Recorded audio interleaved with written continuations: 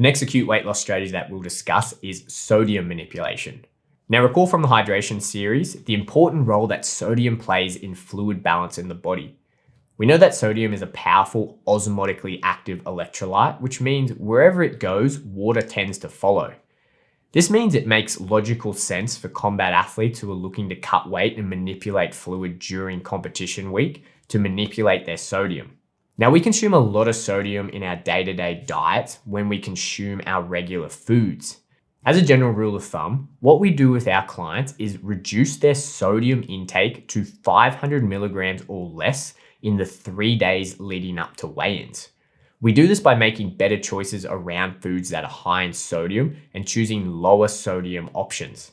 On the screen, you can see a list of simple swaps of commonly eaten foods that we will utilize during this competition week to make sure that we're monitoring the sodium intake.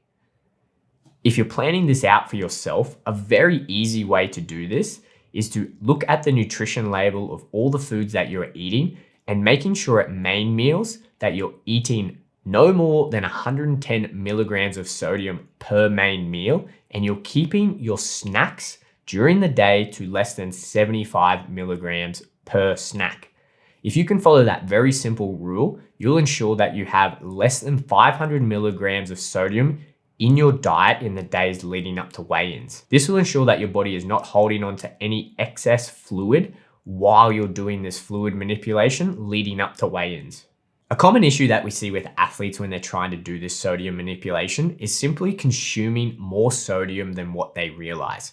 As simple as that sounds, it's quite common, and it happens because athletes aren't diligent in checking the nutrition labels of the foods that they're commonly eating.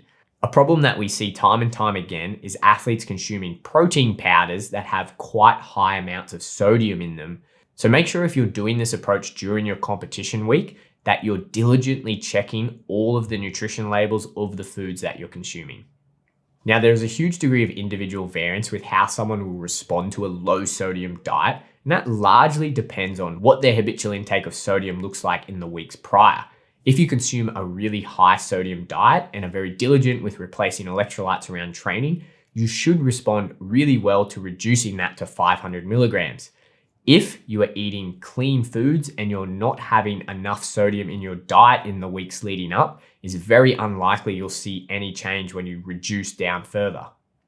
So to make sure that you get the most out of this approach, it's encouraged that athletes are diligent during their preparation phase to ensure they're getting adequate amounts of sodium to replace the losses through training and to meet their daily requirements.